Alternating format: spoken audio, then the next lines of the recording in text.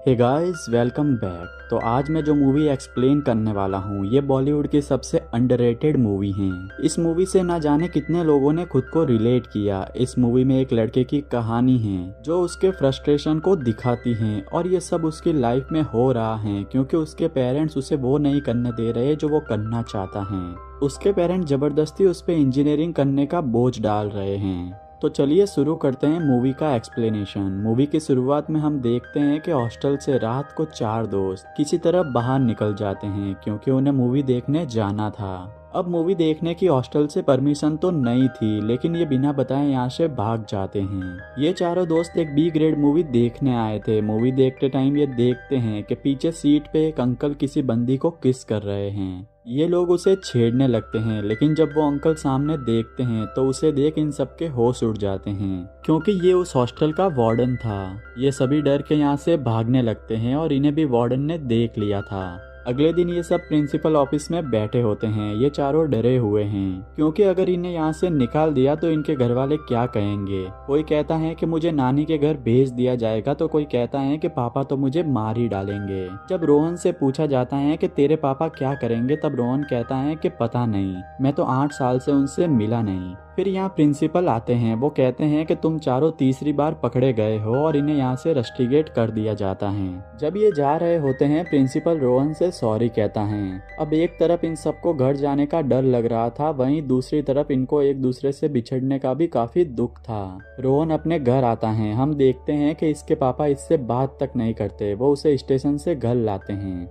रोहन जब घर आता है वो एक छोटे बच्चे अर्जुन को देखता है जिसे इसने पहली बार देखा है। रोहन अपने पापा से पूछता है कि ये कौन है। इस पे इसके पापा बताते हैं कि तुम्हारा भाई है। तुम्हारी माँ के मरने के बाद मैंने दूसरी शादी कर ली थी, लेकिन फिर मुझे जमा नहीं। यानी कि ये रोहन का सौतेला भाई था और इसी वजह से रोहन भी इसे कुछ खास पसंद नहीं करता था। वो इससे ढंग से बात भी नहीं करता। वहीं रोहन के पापा एक गुस्सेल और पियक्कड़ इंसान है। एक दिन ये सब रोहन के चाचा जिमी के घर जाते हैं। यहाँ जिमी रोहन से पूछता है कि आगे क्या करने का विचार है। रोहन लिटरेचर पढ़ना चाहता है, उसे एक राइटर बनना है। रोहन के पापा कहते हैं कि तुम इंजीनियरिंग करोगे और मेरे साथ फैक्ट्री में काम करोगे।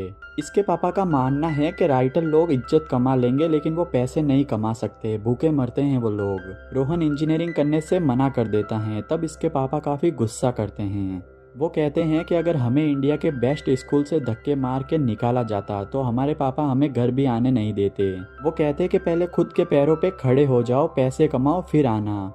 और अगर तुम्हें मेरे पैसों से खाना खाना है, पढ़ना है, तो इंजीनियरिंग करनी ही पड़ेगी। रोहन फिर भी मना करता है। इस पे इसके पापा इसे बहुत मारते हैं। रोहन भी अपने पापा से सही से बात नहीं करता था क्योंकि उसके पापा 8 साल में उससे एक बार भी मिलने नहीं आए।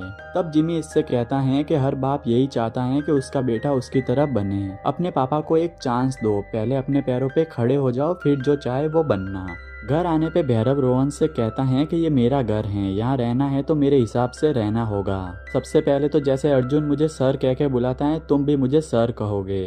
ना मुझसे ऊंची आवाज में बात करोगे और मैं जैसा कहता हूँ वैसा ही करोगे।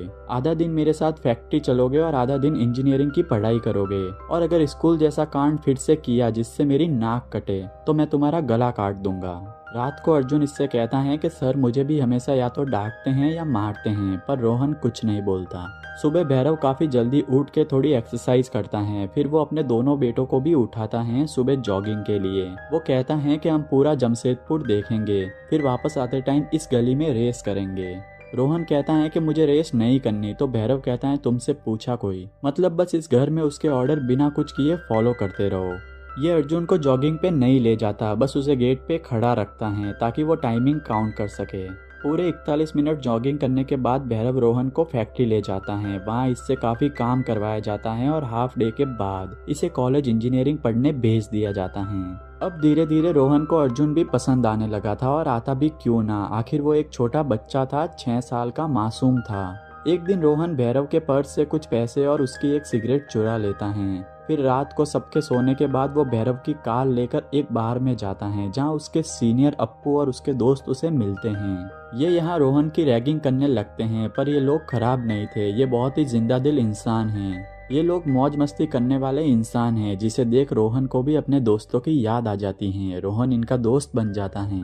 ये लोग साथ में खूब दारू पीते हैं, एक दूसरे के बारे में बातें शेयर करते हैं। अब डेली यही रूटीन चलता है। एक दिन सुबह फैक्ट्री जाते टाइम रोहन जल्दी नीचे नहीं आता। भैरव अर्जुन को उसे बुलाने भेजता है, उसे भी थोड़ा टाइम लगता है तो भैरव अकेला ही चला जाता है। फिर ये दोनों पैदल जाते हैं। लेट आने की वजह से अर्जुन को टीचर डांटती हैं और रोहन को इसके पापा डांट के साथ थप्पड़ भी लगाते हैं। एक रात जिमी के घर भैरव ज्यादा दारू पी लेता है। इस पे कार रोहन चलाता है। भैरव उससे कहता है कि और क्या है जो मैं तुम्हारे बारे में नहीं जानता, क्योंकि उसे अभी पता चला है कि रोहन को गाड़ी चलाना भी आता है। वो पूछता है कि क्या तुम सिगरेट और शराब पीते हो, क्या तुम्हारी कोई गर्लफ्रेंड है, क्या तुमने सेक्स किया।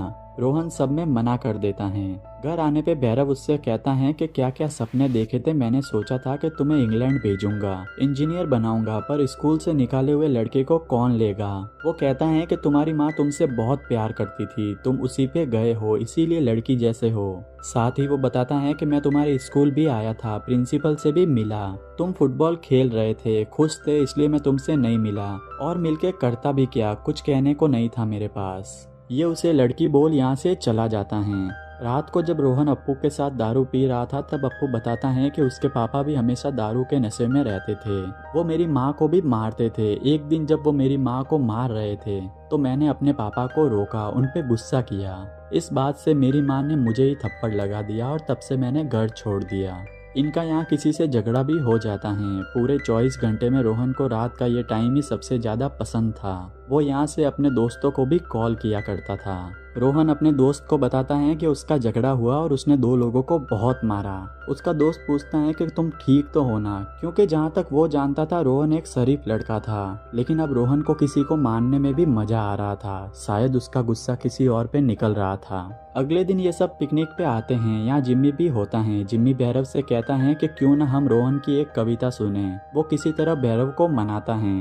भैरव इसकी कविता सुनने के बाद कहता है कि बकवास है, छोड़ दो, और यहाँ से चला जाता है। फिर हम देखते हैं भैरव की फैक्ट्री में कुछ लोग आए हैं। शायद ये कोई बड़ी डील करने वाले हैं। तभी भैरव के पास अर्जुन के स्कूल से फोन आता है। प्रिंसिपल भैरव को अभी स्कूल आके उसे ले जाने को कहती है क्योंकि उसने कोई गलती की है। भैरव मीटिंग में था पर प्रिंसिपल उसे अभी आने को कहती हैं। भैरव इन लोगों से कहता है कि मुझे जाना होगा। ये कहते हैं ठीक है, हम कल आ जाएंगे। लेकिन कल भैरव को कोलकाता जाना था और इसी वजह से इनकी ये डील कैंसिल हो जाती है। भैरव इससे काफी गुस्सा होता है। वो अर्जुन को स्कूल से लाता है और हम भैरव के बिहेवियर से इतना तो समझ ही गए हैं कि अर्जुन के साथ अब क्या होने वाला है। रोहन जब कॉलेज से घर आता है तब वो देखता है कि भैरव अर्जुन को गोद में उठाए गाड़ी में डाल रहा है। अर्जुन को काफी चोट लगी है और ये हॉस्पिटल आते हैं। भैरव कहता है कि अर्जुन सीढ़ियों से गिर गया। अर्जुन को हॉस्पिटल में एडमिट किया जाता है। भैरव रोहन को उसके रिजल्ट के बारे में पूछता है। रोहन कहता है कि मैं पास हो गया, वो भी अच्छे नंबर से, पर असल में रोहन फेल हुआ है। अगले दिन भैरव एक मीटिंग के लिए कोलकाता जाता है। वो रोहन से अर्जुन का ध्यान रखने को कहता है और ये भी बोलता है कि चाचा चाची को इसके बारे में मत बताना, क्योंकि हमने उनसे ऐसा कहा है कि तुम दोनों भी मेरे साथ जा रहे हो। हॉस्पिटल में जब अर्जुन अपने कपड़े बदलता है तब रोहन उसकी पीठ पे बेल्ट के निशान देखता है। उसे समझ आ जाता है कि भैरव उसे कितना मारता है और शायद भैरव की वजह से ही ये नीचे गिरा हो। रोहन उसे एक पोयम भी सुनाता है जिसे सुन पास वाला पेशेंट काफी खुश होता है। वो कहता है कि बेटा ऐसे ही लिखते रहो, बहुत अच्छी कविता लिखी है। अब रोज यही चलता है। सब लोगों को रोहन की कहानी पसंद आने लगी थी। उसकी कहानी सुनने सब लोग आते हैं। तभी भैरव कोलकाता से वापस आ जाता है। उसके हाथ में रोहन का रिजल्ट भी था। उसे पता चल गया कि रोहन फेल हो गया है। वो रोहन से कहता है कि हॉस्पिटल है इसलिए मैं कुछ नहीं कर रहा, घर चलो मैं तुम्हें बताता हूँ। फिर रोहन अर्जुन से पूछता है कि स्कूल में क्या हुआ था। तब अर्जुन बताता है कि 2 लड़के उसे छेड़ रहे थे, जिसपे अर्जुन ने एक का दांत तोड़ दिया और घर लाकर भैरव ने फिर इसे बेल्ट से मारा।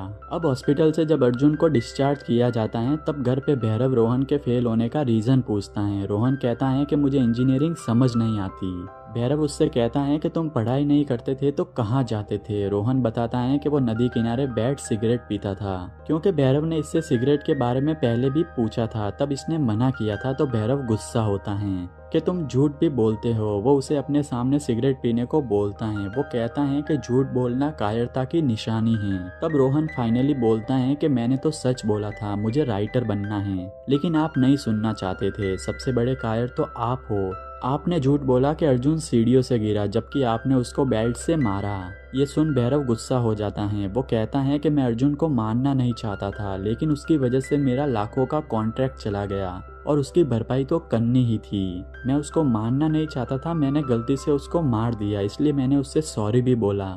लेकिन रोहन इसे और भी कुछ बोलने लगता है जिससे भैरव रोहन को भी मारता है। रात को भैरव इन दोनों के पास आता है। वो इनसे माफ़ी मांगता है। वो कहता है कि इतना काम, इतनी टेंशन होती है, ऊपर से तुम दोनों, तो मैं फ्रस्ट्रेट हो जाता हूँ। हमें लगता है कि भैरव शायद बदल रहा है, लेकिन ऐसी मानसिकता वाले लोग कभी बदल नहीं सकते, क्योंकि आगे वो कहता है कि रोहन तुम्हें पढ़ने का मन तो नहीं है, तो अब तुम फुल टाइम फैक्ट्री में काम करोगे। सबके आने से 1 घंटा पहले फैक्ट्री आओगे और सबके जाने के 2 घंटे बाद वापस जाओगे। अर्जुन को वो बोर्डिंग स्कूल भेजने की बात करता है और खुद के लिए वो तीसरी शादी करने का कहता है, क्योंकि वो अकेला हो जाता है। जब जिमी को इस बारे में पता चलता है तो वो भी भैरव को समझाता है, पर भैरव सुनने वाला नहीं है। जिमी कहता है कि अगर आपको भारी लग रहा है तो हम अर्जुन को गोद ले लेते हैं, इतनी सी उम्र में उसे हॉस्टल मत भेजो। इस पे भैरव गुस्सा हो जाता है। वो जिमी से कहता है कि तुम बच्चा पैदा नहीं कर सके, तुम नामर्द निकले, इसका मतलब तुम मेरा बच्चा लोगे। साथ ही वो इस बात पे भी गुस्सा है कि जिमी रोहन को राइटर बनने में सपोर्ट करता है, क्योंकि शायद एक टाइम पे जिमी को भी राइटर बनना था। भैरव उसे बहुत भला बुरा कहकर यहाँ से धक्के देकर निकाल देता है। फिर वो रोहन की डायरी, जिसमें उसने अपनी सारी कविताएं लिखी होती है, उसको भी जला देता है। रोहन की बरसों की मेहनत एक झटके में जल के राख हो जाती है, पर इसके पापा के आगे किसी की नहीं चलती। अब रोहन फैक्ट्री जाना स्टार्ट करता है और रोज यही उसका रूटीन होता है। सुबह भैरव के साथ जॉगिंग, फिर सारा दिन फैक्ट्री में काम। भैरव तीसरी शादी भी करता है, जिससे वो शादी करता है उसकी एक बेटी भी होती है। रोहन अब फैक्ट्री में काम करके फ्रस्ट्रेट हो गया था। एक रात जब वो अप्पू से मिलता है, फिर वो अपने दोस्तों को भी कॉल करता है। उसके दोस्त बताते हैं कि इन तीनों में से एक फ्रेंड विक्रम का रेस्टोरेंट था मुंबई में, और ये तीनों वहाँ ही अब काम करते हैं। इन्होंने प्रॉफिट डबल कर दिया है रेस्टोरेंट का, और ये तीनों काफी खुश हैं। ये रोहन को भी यहाँ आने का बोलते हैं। रोहन ये सुन रोने लगता है। वो अपने दोस्तों के लिए खुश हैं, लेकिन वो अपनी खुद की जिंदगी से काफी परेशान हैं। वो फिर नदी किनारे कार में बैठा होता है। जब उसकी कार स्टार्ट नहीं होती तब उसका फ्रस्ट्रेशन बाहर निकलता है। वो एक रॉड से कार पे मारने लगता है, कार को पूरी तरह डैमेज कर देता है। ये वो पल था जब हमें पता चलता है कि रोहन अंदर से कितना बढ़ चुका है। शायद वो भी अपने पापा जैसा बनने लगा है। अगर वो फैक्ट्री में और काम करता रहा या अपने पापा के साथ रहा तो इस बार तो गाड़ी है, क्या पता अगली बार उसका फ्रस्ट्रेशन किसी इंसान पे या खुद पे ही निकले। रोहन को ये सब करते पीछे पुलिस वाले देख लेते हैं और उसे थाने लेकर जाते हैं। वो भैरव को भी थाने बुलाते हैं, उसे बताते हैं कि रोहन ने शराब पीकर क्या किया। भैरव यहाँ रोहन से मिलता भी नहीं, वो अपनी गाड़ी लेके चला जाता है और एक रात उसे हवालात में ही रखा जाता है। अगली सुबह रोहन घर आके अपना सामान पैक कर यहाँ से निकलने लगता है। वो घर छोड़ के जा रहा है। भैरव कहता है कि क्यों, मेरी शादी से खुश नहीं हो? इस पे ये कहता है कि मैं खुश हूँ, क्योंकि कम से कम अब आपकी बढ़ास अर्जुन पे तो नहीं निकलेगी, और ये यहाँ से जाने लगता है। भैरव इसे रोकता है, तब रोहन भैरव पे हाथ उठाता है। फिर वो भागने लगता है, भैरव भी इसके पीछे भागता है। अब रोज जब सुबह ये भागते थे तब रोहन कभी भी भैरव जितना फास्ट नहीं भाग पाता था, लेकिन आज रोहन अपनी जान के लिए भाग रहा है। उसे पता है कि अगर वो भैरव के हाथ आया तो वो उसे छोड़ेगा नहीं। आज एक तरफ उसके सपने, उसकी जिंदगी है, तो दूसरी तरफ उसकी बर्बादी। वो इतना फास्ट भागता है कि भैरव उसे पकड़ नहीं पाता। भैरव को भी लग गया था कि वो उसे पकड़ नहीं पाएगा, इसलिए वो रुक जाता है। रोहन भी रुकता है। फाइनली वो खुश हैं, लेकिन वो अर्जुन के लिए उदास हैं। फिर रोहन अपने चाचा के घर जाता है, उन्हें बताता है कि वो मुंबई जाना चाहता है। वो विक्रम के रेस्टोरेंट में काम करेगा और साथ ही कविताएं भी लिखेगा। अगले दिन जब भैरव घर नहीं होता तब रोहन घर से अर्जुन को लेकर चला जाता है और भैरव के लिए एक लेटर छोड़ता है, जिसमें लिखा था कि अगर अर्जुन आपके पास रहा तो वो भी आपके जैसा बन जाएगा। इस दुनिया को एक और भैरव सिंह नहीं चाहिए। और कभी ये मत सोचना कि मैं क्यों गया, क्योंकि आपको समझ भी नहीं आएगा। शायद आपको पता ही नहीं है कि प्यार क्या होता है। और वाकई में भैरव को लगता है कि वो इतने पैसे खर्च करके बेटों को पढ़ा के एक पिता होने का फर्ज निभा रहा है, पर पिता होने का मतलब सिर्फ इतना ही नहीं होता। आगे वो लिखता है कि अगर हमें ढूंढने की कोशिश भी की तो मैं पुलिस को बता दूंगा कि आप अर्जुन को कैसे मारते थे। रोहन और अर्जुन फाइनली इस जगह से आज़ाद हो जाते हैं और यहाँ से चले जाते हैं। साथ ही ये मूवी भी यहीं पे ख़त्म होती है। दोस्तों, आपको ये मूवी कैसी लगी मुझे कमेंट में ज़रूर बताना। अगर आपको वीडियो अच्छा लगा हो तो इसे लाइक करना, शेयर करना अपने दोस्तों के साथ और मेरे चैनल को भी सब्सक्राइब कर देना।